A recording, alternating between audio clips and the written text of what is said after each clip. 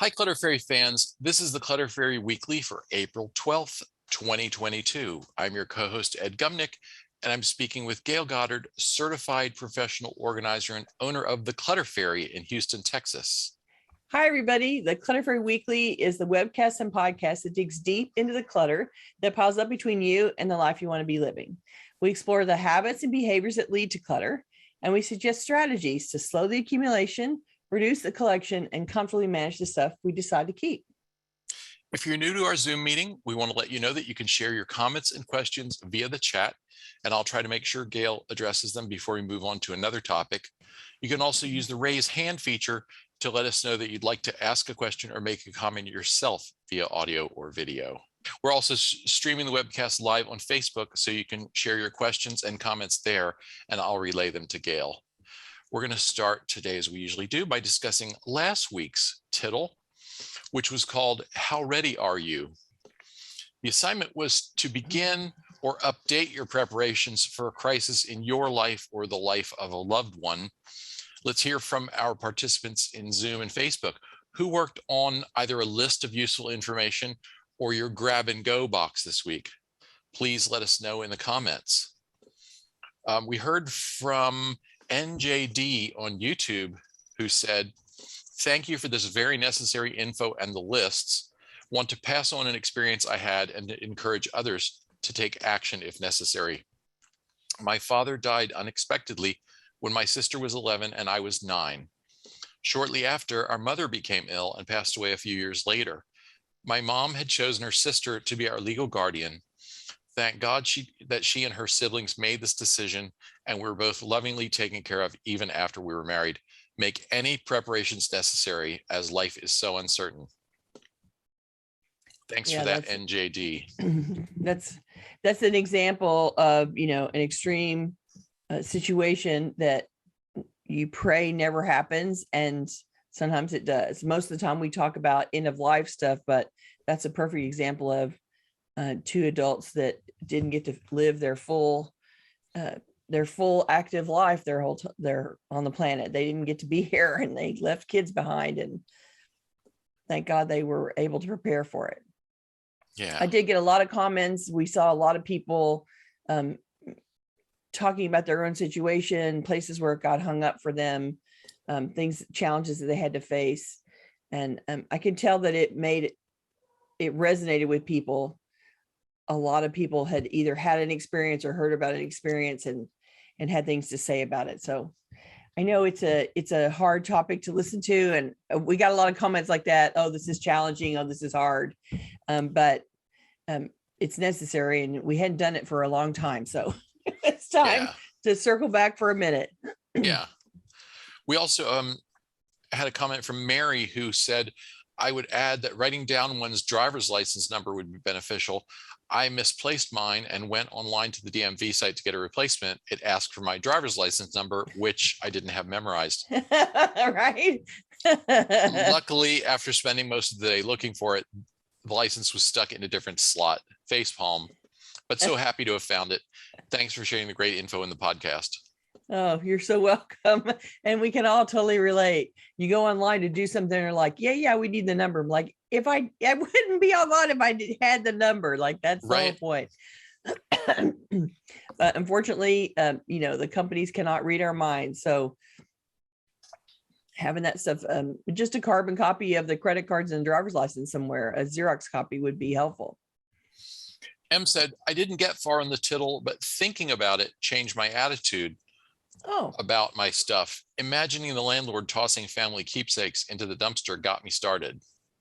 Oh, there you go. Because they certainly don't know why that's important or who those people are or anything like that. So that is a very good point. Sometimes you just have to imagine who's going to clean it up behind you and what they might be doing with it. And maybe that'll be enough to spur you on. Congratulations. Good for you. Yay. Samudra said, "Scan all your wallet's contents and keep in a safe place." That's a great idea. Right. Lee said, "Started writing my obit and realized I want to make it lighthearted and comical." I've seen that. Lots of people do that. It's absolutely, you can, if you don't want to be sad and somber, why not be lighthearted? If you're lighthearted in life, why not be lighthearted in your obit? That's a perfectly reasonable thing to do. And then someone commented about their grandfather having, oh yeah, here we are. A number of my relatives didn't know that my grandfather had his pilot's license. Oh, yeah. It may be a relief if your funeral / memorial is already written or outlined. People rarely are thinking clearly in the days after a death. Well, and the young people that are having to pick up the ball, they don't know you they know you as a parent or a grandparent. They don't know you as a person. They never bothered to ask you, they just want to know what's for dinner. They're not asking you what you did as a young person. They don't have that filtered in there. They may not be aware of your 4 previous marriages or the time you served. Or the summer that you went to, South America to work as volunteer, or who knows? Jane said, I'm waiting permission from a family member to put her on as my Facebook legacy contact. Until you mentioned it, I was completely unaware of the option. Kara said, gosh, used this last week as I was able to go to a very nicely contained Go file box to grab a DNR for my sister-in-law's 97-year-old mother, who we needed to get to the hospital. Oh, my goodness. It makes things so much easier to have the wishes clearly documented and at the ready. Wow. That's amazing. And Marshmallow said, hi all, updated all my contact lists to be allowed into my storage, etc. Oh, that's cool. That's very helpful. Anya said, I did the test about my husband and scored 17. I forget what the scale was, but I think that's pretty good. That's pretty darn good. Awesome. Yeah, considering how much really esoteric and obscure information was on that list. Right. That's pretty good, right? Well, yeah, because the list is like 26 items long. So sorry, y'all. The oak pollen here is like in the tens of thousands. So I'm really struggling. Marshmallow also said, I also redid my to-go box to include my husband's urn. Oops. Oh, yeah. That's a good one. You probably want him to go with you. That would be lovely. Yes. You don't want him to be lost. Em also pointed out part of the job of an obit is to identify yourself to the people from your distant past. So those early life activities may be important to list. I actually had this conversation with somebody this week as we were going through some old stuff, and we found an obit about one of her relatives. And I said, do you want this in the genealogy pile? And she said, genealogy, why would it be in genealogy? I'm like, oh my gosh, they use obits for research because it always has birth and death dates, and it says who the relatives are, and it says who you used to be married to and who you're now married to. And there's all kinds of information that is really useful for somebody that's doing genealogy research. And so I always think of obits as a genealogy tool. And she was quite surprised, and then allowed me to put them in the genealogy box, which is going to be shipped to someone else in the family. Joyce said, the one thing I regret about the services for my father in 2019 was allowing the funeral director to persuade me not to pay for publishing the obits in the newspaper. Oh, well, I wonder why the funeral director would do that. That's interesting. Well, it's expensive. It's very expensive. It is. I don't know. I guess it kind of depends on, what is the likelihood that the people who need to see it will see it in your local paper. So there may be instances where if you didn't live there long or something like that, you wouldn't bother with that expense. Most of them operate their own websites for obituaries. Yeah, I guess they do now. Mm-hmm. Which are nice because, they're searchable. And if you're trying to find out what has become of an old friend, they will sometimes the name will pop because it's in an online obituary. And Marshmallow replied that I have a huge sign on my go bag to not forget him, the husband in the urn. Oh, safely to quick tuck under my arm going out the door. Right, to run and go. That's nice. Yeah. I'm sure he appreciates it. Okay, we should get to our main topic. The way we talk about our stuff reveals a lot about the emotions and memories that influence our choices. Words like enough, junk, and value are loaded with history and meaning for each of us, but they also possess power to keep us stuck or to help us move forward. Today, we're going to examine words that we use to describe our cluttered lives and share insights into how to reframe language to better manage our relationship with stuff. The words we use to talk about our homes, our lives, and ourselves have power. Using negative language, especially negative self-talk, can exacerbate negative feelings. Using positive and affirmative language can improve our attitude and our outlook. Our belief about what those words mean or do or give us can block us from moving forward, or they can support our lives. So today we want to examine words that trip up many who are trying to face their organizing projects.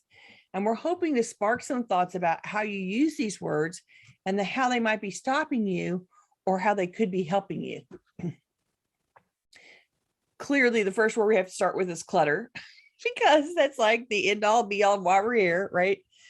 We've talked about our definition of clutter many times, but let's say it again. Clutter is anything that gets in the way of having, doing, or being what you really want to have, do, or be. That's not a decision that we can or should make for you. And it's also not one that you can make lightly. We want to encourage you to reflect and have honest conversations with yourself and the people that you share your space, so that you make informed, heartfelt, and confident decisions about what stuff gets to live with you. Clutter isn't the stuff that your spouse likes. Just because your spouse likes it and you don't, doesn't make it clutter. Clutter isn't anything that's sitting out on a surface. Clutter is the piles that you can't identify, the piles that you keep dumping stuff onto, and the stacks of things that don't help you function, but instead prevent you from functioning in your space. Lots of people tell me they know what's in that pile. Then we take it apart and we find 4 things that we've been searching for that for ages. We thought we lost it. Well, you did lose it, even though it was still in the house, because it wasn't in a place that was logical to find it again. So those piles become clutter when you don't have any idea what generally is in the pile. And I know there are people that make big piles and they can put their hand in the middle of it and go, I think what I need is right here, and they can pluck it out. And if you're that person, awesome. And then likely the clutter for you is that those piles they multiply, they become there's too many of them, and they start to block free movement of space and free use of the contents of your space. But generally, a pile is clutter because you don't know what's in it. And therefore, you can't go to that clutter pile and find something when you need it. And that's how it becomes clutter. Let's talk about perfect. Here's another word that we talk about a lot. Let's just drop that word from our vocabulary. It would be so helpful if we could do that. Your home is never going to be anywhere near perfect unless you're staging it for sale, and probably even not then. You live in it, so it's always going to be in a state of flux, and that's okay. Someone just wrote that getting it perfect was a huge weight that we carry around like a shield, as if it's protection, but it's really just the weight that prevents us from flying. And I have to say that I actually saw this last night on social media, and then 10 minutes later, I couldn't find it again. So whoever said it, please claim it. My apologies for, co-opting it here today. But the point is, we think getting it perfect is going to achieve something for us, one, that we need for some reason, and 2, that we can't be happy without. Except no one who ever achieves perfect really stays perfect for more than a few minutes. And the happiness that arrives with perfect is fleeting too. It's really a target that's impossible by design. So don't aim for perfect. Instead, aim for functional and pleasing and accomplishable, and it's in my budget. Decide to be happy about it at that point and move on. And let that aim for perfection stop being your unattainable goal. Memory is another one that we need to talk about today. If you're saving an object only because you associate it with a pleasant memory, then is there a way to let the item go but still preserve the memory? take a photo, write a story about it. We've talked about that before. Sentimental attachment to an object helps you maintain memories of a loved one. But if most of that attachment makes you feel guilty or sad or sorry or angry, then it's not worth the emotional cost to keep it. Keep things that give you a warm feeling. If that's a huge list of things, then keep the things that have a big warm feeling. Look for the items that concentrate the good feelings into one or two objects. Quality is always better than quantity in this instance. And keeping everything usually means you just don't want to go through the exercise to choose among the many things. So the next question, the next word we want to contemplate is enough. What does enough mean? We often ponder the question, how much is enough? And many people who struggle with clutter sometimes use their fear of scarcity as a rationale for keeping an inventory of supplies. Food, household goods, toiletries, reading material, arts and crafts, office supplies, equipment. Those supplies that would last way beyond even a long-term need. So what is your personal definition of enough? Your answer will depend on what specific category stuff we're talking about, how you use or consume that item, and how your life experiences have shaped your attitude about stuff. Here's a simple example. If you eat yogurt for breakfast every day and you shop once a week, you're going to need to buy 7 cartons of yogurt every time you shop. But maybe sometimes you don't eat breakfast at home, and maybe sometimes you don't get to the store every week. Yogurt doesn't keep forever, so you have to balance the likelihood that you'll eat the yogurt on any given day against the likely frequency of your shopping, as well as how much room you can spare in the fridge and so on. But our natural inclination seems to be to err on the side of caution. And so we overestimate our need, we underestimate the ease of resupplying, and we exaggerate the gravity of running out of something. God, that is so true. The next thing you know, you have a 6-month supply of yogurt in the fridge. We always exaggerate the gravity of running out of something and forget that we can cope, that we can pick an alternative. It may not be our perfect or our favorite, but we will still be able to get something that will work in the short term. And if we really run out of Scotch tape, is our life over as we know it? No, it's not. And so developing the ability to bob and weave with the bells and whistles, the how things resupply, how often we have or run out of something, just being able to adjust to that change. Be prepared to embrace a substitute. Yeah, yeah, for a minute. Like, have an adventure. Okay. Have an adventure. Maybe it won't be Folgers this time.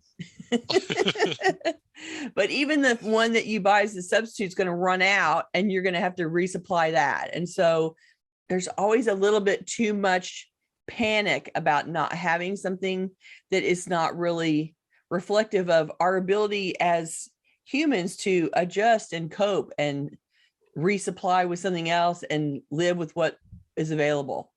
So just keep in mind, if you run out of your favorite yogurt, your life is not going to be over.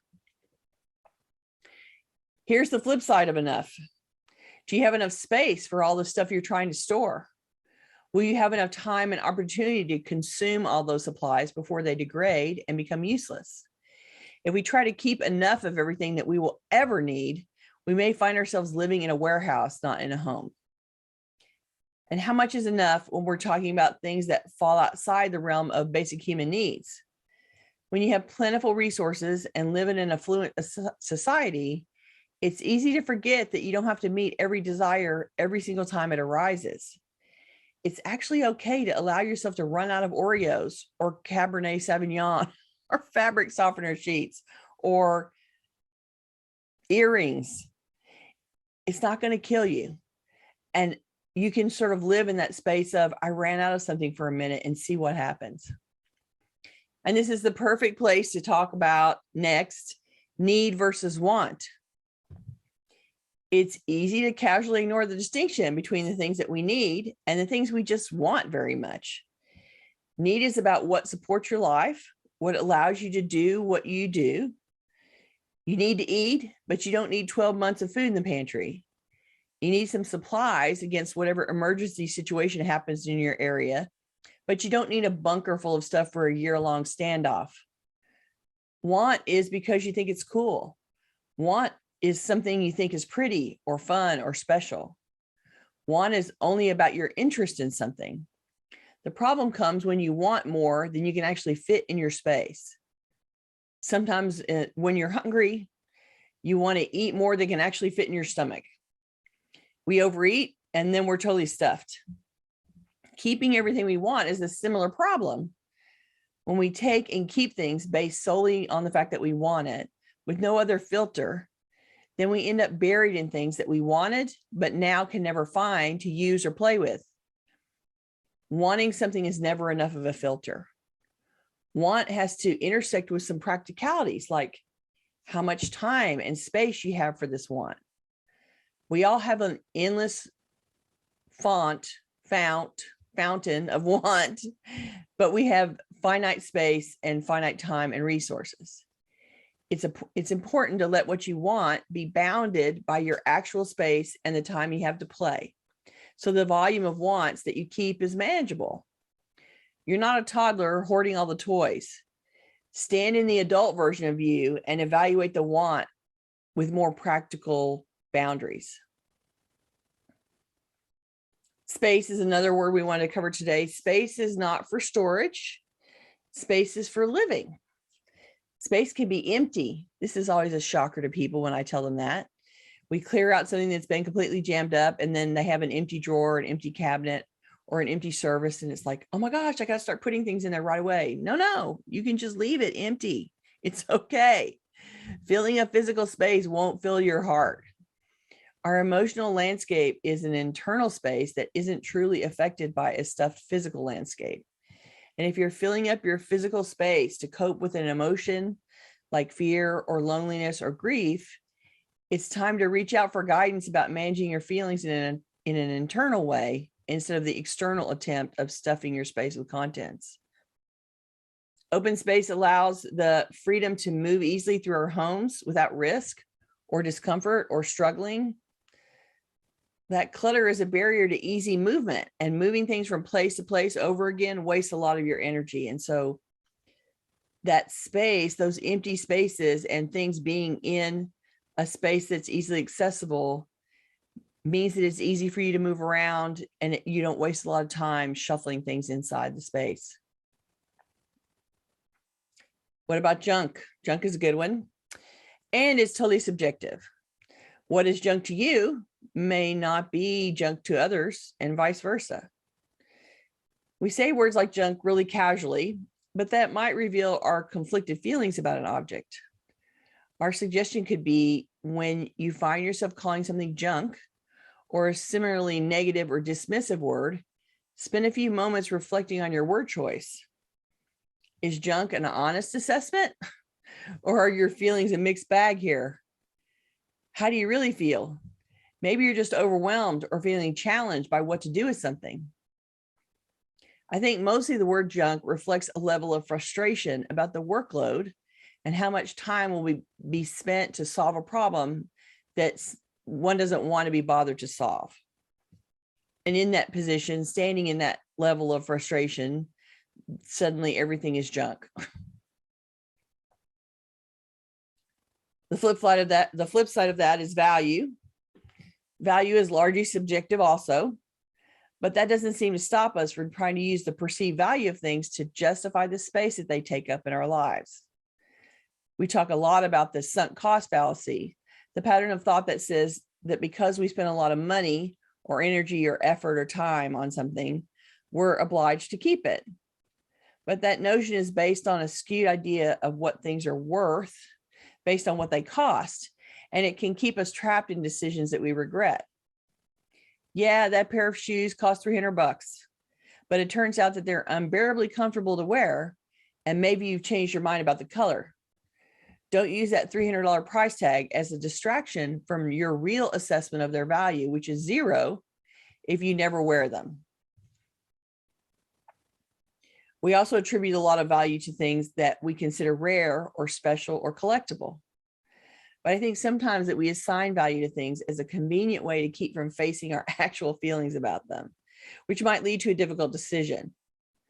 Sure, mom's Hummels meant a lot to her, but if you find them too creepy to display in your house, is their value a good excuse to keep a box of them cooking in your attic for a decade?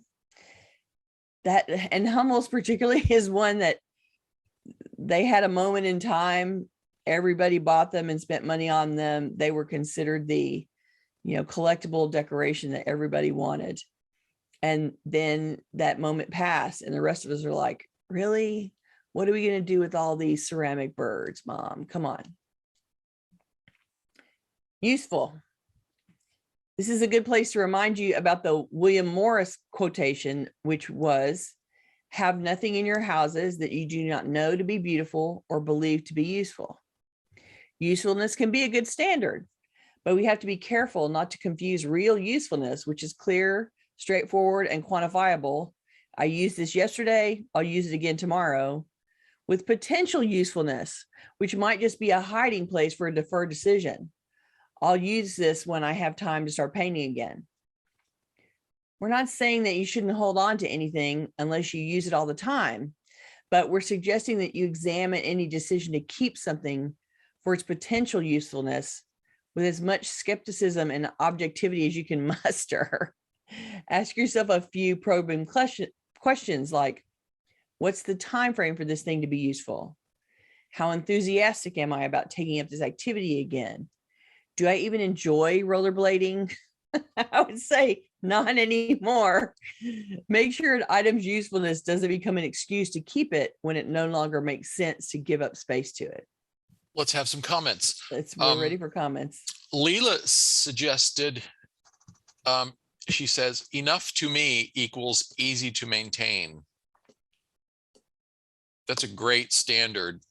That's an excellent point. And exactly part of the practical evaluation of something, right? If you can manage what you have, then it's got to be, that has to be enough. It's a good filter. Ginger said, I write stories and take photos, then post them to Facebook in a private photo album. I feel it's parked somewhere and I could retrieve it when I want. Which allows you to park your memory somewhere that can stay and you don't have to keep the object, right? That's a good thing. I like it. On the subject of yogurt, Lee said, the sale too doesn't help. Yoplait 10 for $10. Yeah, because they know that you'll be grabbed by that, and then you will fill your refrigerator with more than you can actually eat. It's a marketing technique that's designed to make you buy more than you will consume. Now, yogurt wasn't a perfect example because yogurt really does have a pretty long shelf life, and I eat yogurt I've eaten yogurt as much as 4 months beyond the expiration date because my attitude is yogurt starts out spoiled. How much worse can it get? And really, I mean, well, when you open one and it has gone beyond normal yogurt spoiled, you tend to know that right away. And but the thing is that it may have a long shelf life, but you're going to go to the refrigerator. I mean, you're going to go to the grocery store way more times than over that time period, right? Like you're going to end up stocking the 10 for 10. And even though you can eat it 4 months later, you'll still have 50 yogurts in the fridge waiting to be eaten. So yeah, this is where the sale doesn't help you if you can't actually consume it. It's no fun to buy 10 for 10 and then throw 5 of them away because they've turned into a science experiment. Yeah. Tammy said, my trauma makes me panic buy and hoard little things. It is one of the emotional coping skills that we default to when we feel overwhelmed, traumatized, distressed. It is.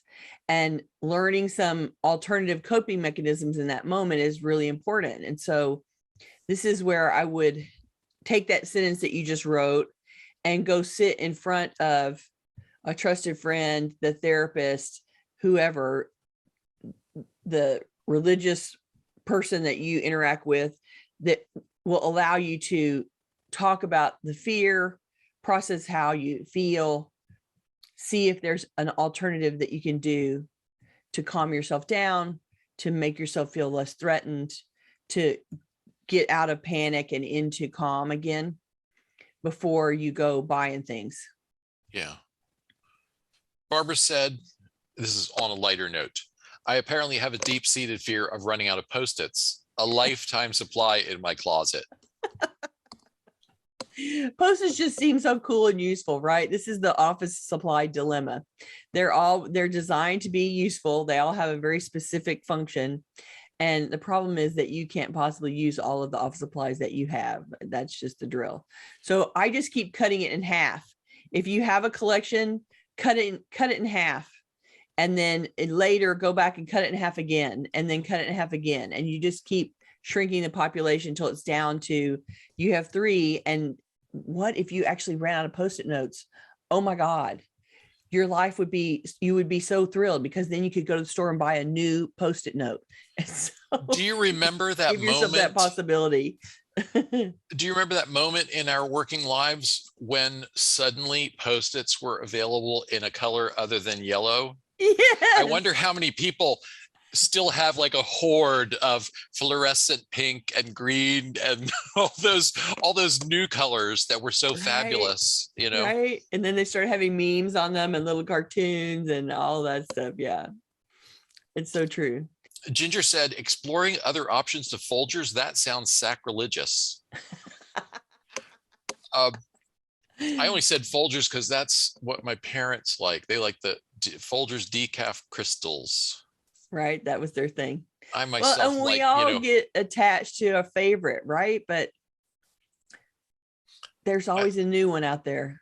I like, bougie, freshly roasted, light roasted beans from small countries scattered around the world. Jane said, the scarcity of products early in the pandemic helped me to get much more flexible while trying new products. My attitude now is that not having something available is an opportunity to try something new. There you go. Exactly. And there's always going to be somebody that comes in to fill the void when a product disappears, right? So there will always be some new options, and maybe you won't love it as much. I have a memory in my head of a story that a hairdresser told me once. The people that make hair products rebrand them constantly. They change the colors of the packaging. They change the shape of the logo. They're always trying to refresh it to make it look like a new product when it's really the same product. And the shampoo that she sold went through that transition one time. And one of her clients just lost her mind because it wasn't the same shampoo that she had been getting forever. And the hairdresser explained very carefully, this is exactly the same shampoo in a different colored bottle with a new logo. It's the exact same product. And that was not good enough for her. But it's not the right thing. And so the hairdresser had to go out and try to find all of the bottles of the old branding and sell them to her so that she could have a wait time for the change.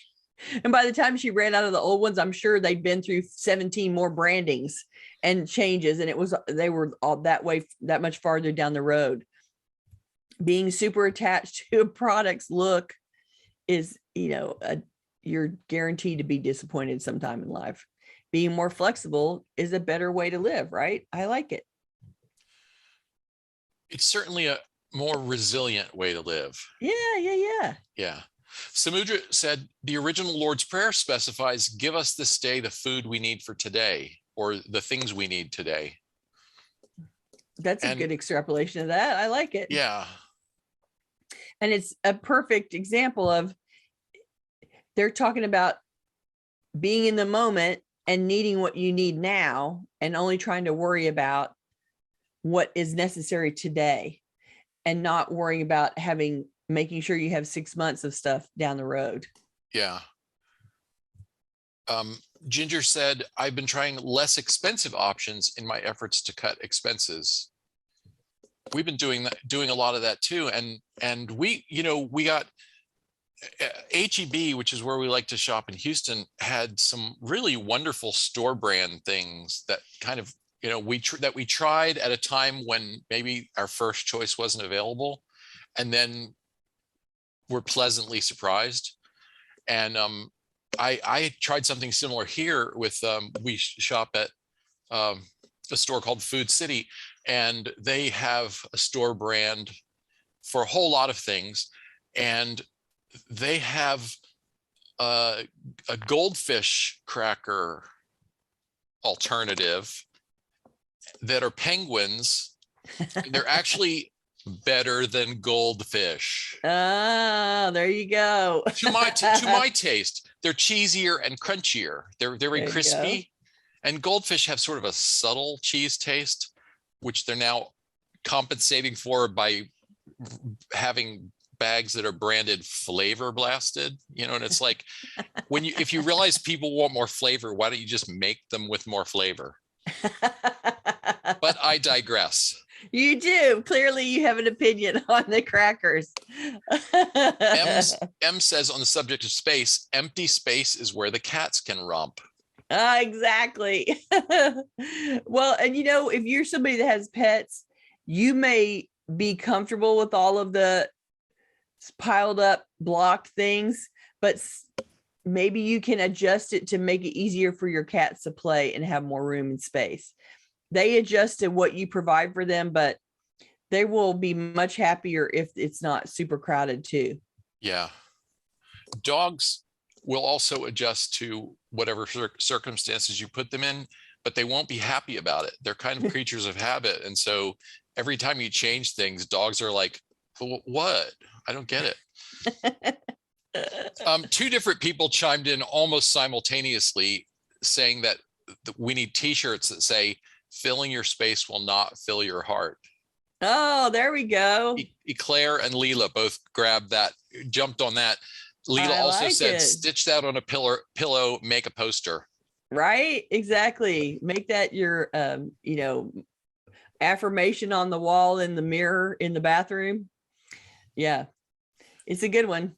And it is, there are people that are living with a level of trauma. They're trying to recover from a level of trauma that changing the physical environment feels like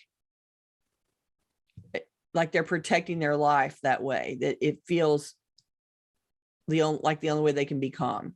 And for people in that position, I don't want to just diminish your need for that to be true in the moment. I would just encourage that it's something that you continue to explore with a professional so that you can get beyond that point where you don't have to maintain that coping mechanism for forever, that you can move on to the next thing that is more internal and supportive, instead of, because, filling your space and making it difficult to move around and not being able to have people in to do repairs and not having it be physically safe for you to be moving around in the house really just threatens your life in a different way. And so you want to aim to move beyond that coping mechanism to one that's more supportive. Gina said, sorry, I scrolled down to see if she had expanded on this. To prevent my desire to fill voids, I use an empty container to trick my brain into thinking I have no space. So you put an empty container in there? I'd love for Gina to expand on that. Tell us what you do specifically. I mean, I could sort of see that. Just put like some sort of like a decorative storage. Yeah. Tammy says a placeholder. Yeah, that's clever. I like it. Just so it doesn't look like a flat surface, you can start putting stuff on. Exactly. Well, that's also, go ahead. I was going to say, Samudra said, we can counter that perceived value thing with don't throw good money after bad. You've already spent it. You're not getting it back. But if you don't need it or love it, that's, what you spent is not a reason to keep it. Out it goes. Go ahead, Gina. I wanted to elaborate on that because Tammy actually in chat asked, so what I use is empty boxes, but I turn the boxes or containers in such a way where it's either bottom side is exposed to me. So that void is filled with something and I don't need to fill it because it's already filled. So when I open the door, that unsettling feeling like I don't have enough doesn't come to the forefront. Oh, it's clever. That's very clever because you're sort of like tricking your mind a little bit into believing that it's full, even though what it's full is a container of empty space. Yes. I like it. That's good. And then you can sort of like adjust to the fact that the space is there and live with it and get used to the change, right? I'm sure that's part of it, is that you're just adjusting to how you've shifted it around and made it be different. And it's gone from my closet to my drawers to I'm hoping to put it into the pantry. Yeah. That's a great idea. I really like it. And it is it's a conscious trick. Like, that the container is empty, but it still allows you to go, okay, that space is off limits. I don't get to put anything else in there. And it sort of gives you a temporary, it's like I think of it as a stop bead. We use stop beads at the end of a thread to basically sort of make a knot so that beads can't run off the end of the thread, particularly when we're starting a project. And this is sort of your stop bead of organizing. You're putting the container in there so that you don't put anything else. I really like it. Thanks for sharing. That's awesome. Ginger shared, for the past few years, I've planned purchases, clothes, housewares, electronics, repairs, etc. I have an actual list. There may be a few impulse buys, but I list those too, and whether it was a good buy or a regret, and whether or not I returned it. That's some real serious analysis of your shopping behavior. That's great. And I love that you shifted to planning stuff that you buy, but then you're also noticing when you go off plan and how that works for you and whether it was worth it or not. And that's always useful feedback. Every time you go off plan and then it turns out that it was a mistake, you're like, yeah, shouldn't go off plan. Or maybe I went off plan and it solved another problem that I wasn't prepared for, or I hadn't anticipated yet, or it's good. It's good feedback to have. Emily Sue says, my emotionally charged word is clunky. I have things that I will never get rid of, but that contradict the way I want to live. I want the item, but I also want to be able to move on a whim or travel. So I will have to find storage solutions for my clunky items. The clunky items being like when you move out of your apartment and then travel, or yes, she says yes. Okay, interesting. The clunky items definitely. So I'm guessing that is, furniture, large decorative objects, things like that, that aren't going to be things that you pack to run with. Grandfather clock, yes. Yeah, very fragile things. Yeah, exactly. Well, there you go. I guess if your life is going to be in motion and transition, you want to be able to move around quickly, then having a storage unit becomes your sort of permanent expense, parking space, residence while you're in motion. Linda said, instead of boundaries or rules, using the word guideline is very helpful to me.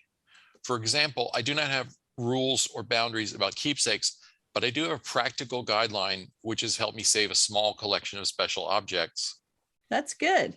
And guidelines are flexible by definition, right? And so that gives you some wiggle room if you have a really strong emotional response to something. Yeah.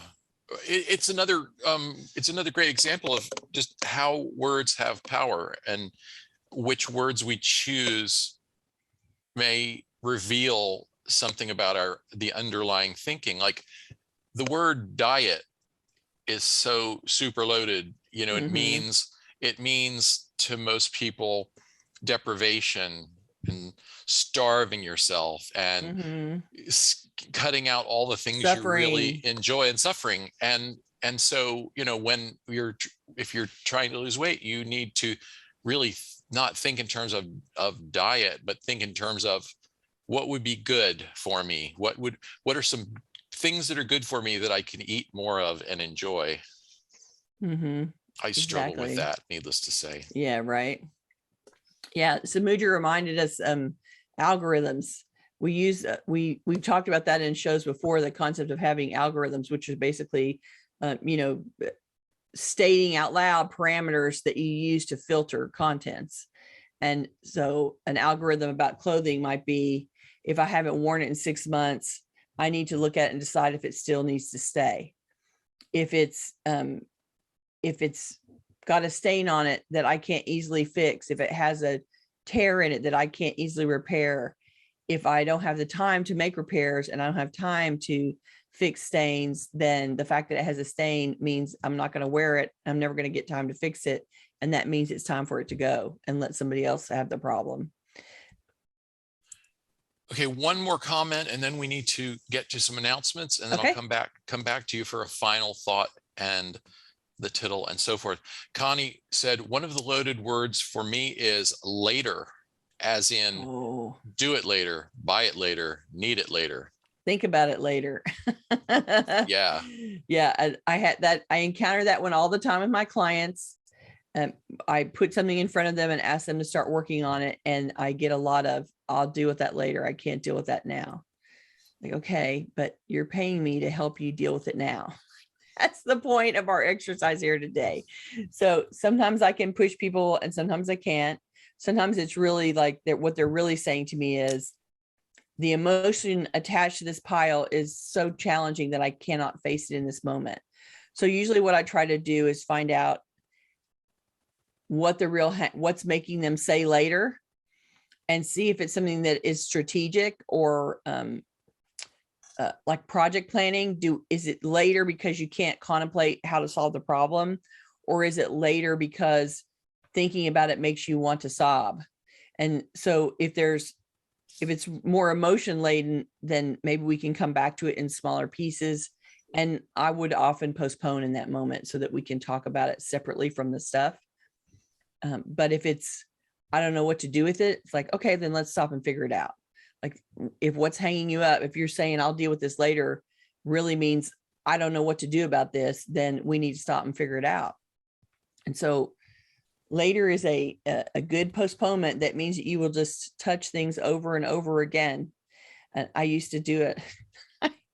It's one of my short speaking topics used to be, if you deal with it later, all you're really saying is I'm having so much fun suffering around facing this item that I want to come back and suffer some more again at another time. And so skip that, deal with it now, get it over with. It probably, most often it won't be as bad as you think. Okay, I said that was the last comment, but there's one more that's just too important to skip. Okay. And that Deborah said, I never have enough Post-its. I keep running out. So we will post Deborah's address in the show notes so everyone can send Deborah all of their overstock of Post-its. Oh my God. Okay. We can make that happen. we won't really, we wouldn't do that to Deborah. We like Deborah. Besides, I want to stay at Deborah's place when we visit Vienna, and right? If the Post-its are all there won't be room. Okay, let's talk about next week. Okay. Some of us approach organizing projects with our heads stuffed full of myths, legends, and bald-faced lies that we've heard.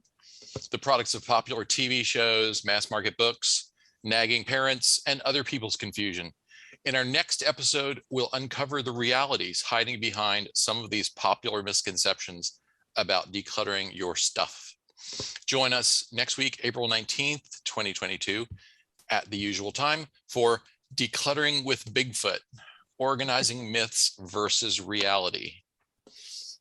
Okay, what is your final thought on words of power? All right, this is my final thought today. We aren't asking or telling you to change a single thing about yourselves. That is 100% true. We think you're all beautiful and whole exactly as you are. We're only encouraging you to seek a deeper clarity about your thoughts, your feelings, your habits, and your motivations as they're expressed in the language that you use to talk about your stuff. If that's something that might help you have, do, or be more of what you want out of life, that is our wish for you. Let's talk tittle. Okay. This week's tittle: recite, reflect, and reframe. Recite, reflect, and reframe. This week's assignment is to spend some time thinking about the language we use to talk about our lives and our stuff. with the goal of talking in a clearer, more thoughtful, and more self-supportive way. So recite, what negative things do you casually or habitually say about or even to your stuff? Write down or record audio or video of a few words, phrases, or statements that you've heard yourself using. The reflect step is to contemplate or meditate on what these expressions reveal about your thoughts, feelings, and beliefs about your home and belongings. Are they honest? Are they exaggerated? Are they self-deprecating? Do they echo a negative opinion that someone else has expressed? Then the last step is to reframe it. For each negative word or phrase on your list, write or dictate an affirmation or a positive sentiment as a counterpoint. For example, if you wrote, "My house is always a mess," you might counter with, "My house is a lively expression of my active and interesting life." And we can't wait to see what you do with it. Okay, we have just a little time to spare, so I want to read a comment from Anya and see what you can say to this. Okay. I struggle with giving up some of my dancing stuff, how to do some routines and so on. It was and is part of my identity and of my happiness and pure joy. There hasn't been anything more joyful in my life, but I can do no more than 3 minutes of dancing now and probably in the future. What to do? I am at a loss. So this is one of those things where we have outgrown the activity, but not the love of it, right? So you still find dancing fabulous and you still wish that you could do it. But the reality is that your ability to function in that activity has changed. So then the activity has actually sort of become a keepsake for you instead of it's not part of your active life, it's part of your memory life. And having those keepsakes around dance sounds like it simultaneously is something that you love, and it also makes you sad about the loss of the ability to do it. This is where I think anything dance would be a keepsake that would in theory make you happy, but the volume becomes a challenge. And so you want to concentrate on keeping the things that are the best representation to you. So do you have a whole bunch of reference material about doing the specific steps?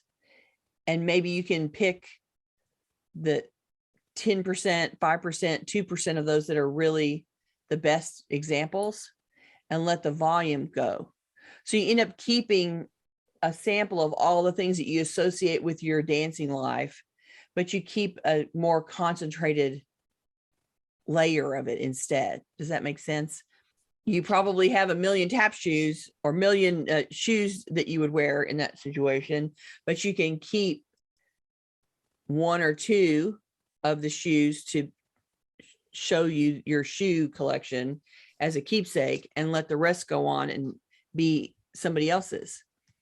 And this is also an environment where you shift from doing the dancing to watching the dancing, to supporting other dancers, to you become the wise woman who is the teacher and not the student. And so you're in this position now where you can't do, but you can still critique, advise, support. You can still give people gear, ideas, thoughts for people that are actively doing it as opposed to not being able to do it. And that's where you're standing. And so you become, I think of it as the wise crone woman in the corner who is being the head of the dance community and sending your wisdom from your life out into the world. Anya has her hand up, so please chime in. Go ahead, Anya. So it's, yes, being the wise woman, but I also can't go anywhere to counsel people with dancing. So it's kind of really just my thing. And it's more the documentation of everything I have learned that I can't let go. Oh. And the DVDs and CDs, and it's not shoes, it's not clothes, It's just So it's training and instruction and yes, it's training and to remember what I have learned, to refresh it sometime, and I guess I won't be able to. And yeah, it's just I can't let that go.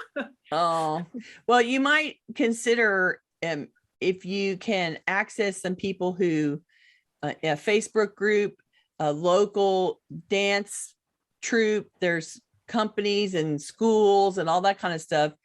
Maybe it would make you feel better if you knew that it went on to support other dancers. Like you learned it and you can't execute it anymore, but someone else can use the DVDs and you can have pictures or a list or photographs of you doing these specific things and Yeah. not actually keep the library DVDs that somebody else could use to learn from.